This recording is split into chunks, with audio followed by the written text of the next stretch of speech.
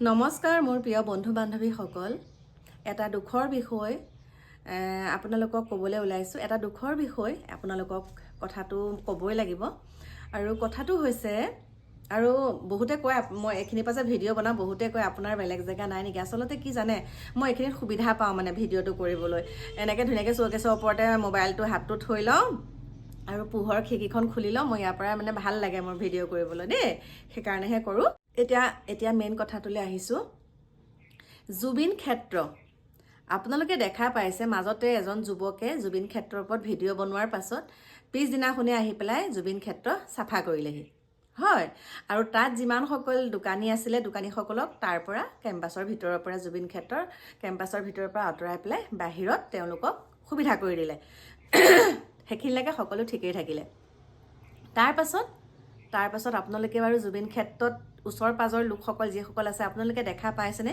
জুবিন ক্ষেত্ৰৰ পৰিৱেশটো কি হৈছে আকৌ সেই আগৰ দৰেই হৈছে আৰু আকৌ সেই আগৰ দৰেই হৈছে আৰু এতিয়া আমাৰ হিয়াৰ আমঠুৰ পত্নী আছে আমাৰ অসমবাসীৰ লগত এটাই আহ্বান জনাইছে যে চৰকাৰে যদি কৰিব নোৱাৰে আমাৰ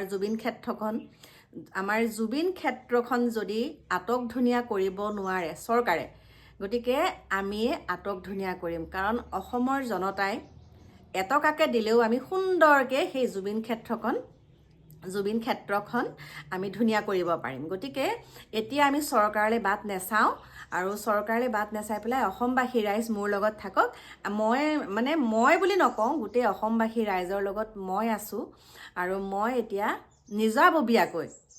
নিজাববীয়াকৈ ৰাইজৰ লগত মই জুবিন ক্ষেত্ৰখন বনাবলৈ আগবাঢ়ি আহিছোঁ আপোনালোকে মোক সহায় সহযোগিতা কৰক বুলি কথাষাৰ ক'ব এতিয়া ইতিমধ্যে কৈছে তেওঁ যদি চৰকাৰে কৰিব নোৱাৰে তেনেহ'লে আমিয়ে কৰিম আৰু সেইকাৰণে কৈছোঁ সকলোৱে হাত উজান দিয়ক আৰু আমিও যিমানখিনি পাৰোঁ আমি সকলোকে ক'ম আমাৰ ওচৰৰ পাজৰ আমি সকলোকে কৈ আমি জুবিন ক্ষেত্ৰখন ধুনীয়া কৰিব লাগিব সকলোৰে দায়িত্ব সেইটো গতিকে আমি চৰকাৰে এইখানে ৰাজনীতি বাহিৰে একো নাই চাওক আজি আমাৰ অসমলৈ অমৃত শ্বাহ ডাঙৰীয়া আহিলে বহুত আহিছে তেনেকুৱা বহুত দূৰৰ মানে আঁতৰৰ মন্ত্ৰী বিধায়কসকলতো আহিয়ে থাকে ন কিন্তু অমৃত শ্বাহ আহিলে দুবাৰকৈ নৰেন্দ্ৰ মোদী আহিলে কিন্তু এবাৰো আমাৰ জুবিন ক্ষেত্ৰখন তেওঁলোকে চাবলৈ নাহিলে কিন্তু এতিয়া যেতিয়া প্ৰিয়ংকা গান্ধীয়ে চাইছেহি তেতিয়া অনেক কৈছে যে এইজনী ৰাজনীতিৰ কাৰণে আহিছে আৰু তেতিয়া যদি নৰেন্দ্ৰ মোদী আৰু অমৃত শ্বাহ আহিলেহেঁতেন তেতিয়া কি ক'লেহেঁতেন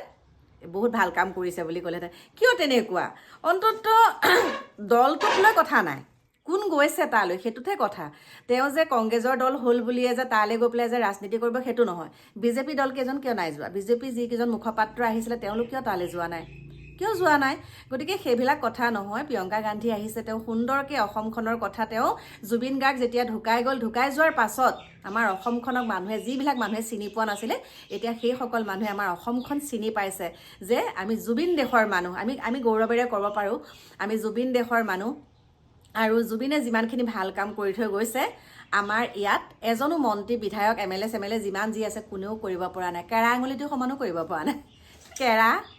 আঙুলিটো সমানো কৰিব পৰা নাই ইমানখিনিয়ে কৈছোঁ লাজ লগা নাই লাজ লাগিছেনে নাই বাৰু ইমান যে খোৱা কামোৰা সংসদৰ নিচিনা এখন পবিত্ৰ ঠাইত কি কৰিছে ভেবেলা ছাগলী তাৰপিছত চুমা বাবা কোনে কাক চুমা খালে কোনে কাৰ লগত ডাইভোৰ্চ দিলে কোনে কাক ভাল পাইছিলে ভূপেন বৰা ডাঙৰীয়াকো এইবিলাক নকওঁ আৰু নাম ইমান বেয়া সমালোচনা লাজ লগা নাই এতিয়া দেখোন জুবিনৰ প্ৰসংগটো নাইকিয়া হৈ গ'লগৈ কিয় এইবিলাক যে এতিয়া যে ভূপেন বৰা বিজেপিত জইন কৰিছে টপিক চেঞ্জ শেষ তাৰমানে আমাৰ জুবিন গাৰ্গৰ যিটো মানে আমি সকলোৱে লাগি আছিলোঁ জুবিন গাৰ্গৰ সেই কথাটো মানে একদম ঢাক খুৱাই পেলালে সেই প্ৰসংগটো শেষ জুবিনৰ প্ৰসংগ শেষ কৰি এতিয়া আমি কোনে কাৰ লগত আছে কোনে কাক চুমা খাইছে আৰু ভূপেন বৰাই কাৰ লগত কেনেকৈ ক'ত কি কৰি আছিলে কিমান লুণ্ঠনৰা চলাইছিলে সেইবিলাকত লাগি গ'ল জুবিনৰ প্ৰসংগ তল পৰি যাবলৈকে এইবিলাক ৰাজনীতি কৰি আছে ৰাজনীতি প্ৰিয়ংকা গান্ধী আহি পেলাই জুবিন ক্ষেত্ৰত কৰাহি নাই ৰাজনীতি কোনে কৰিছে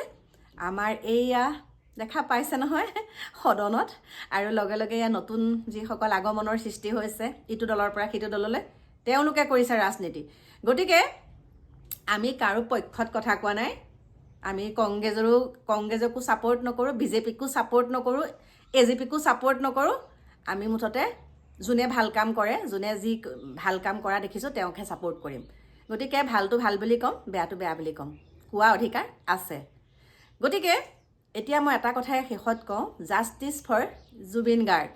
যোনেই যিমান তল পেলাবলৈ নাচাওক কিয়, আমি জুবিনক কেতিয়াও তল পৰিবলৈ নিদিওঁ। লাগিলে এইগাল তল পৰি থাকক, আমি জুবিনক ওপৰত উঠাই থাকিম।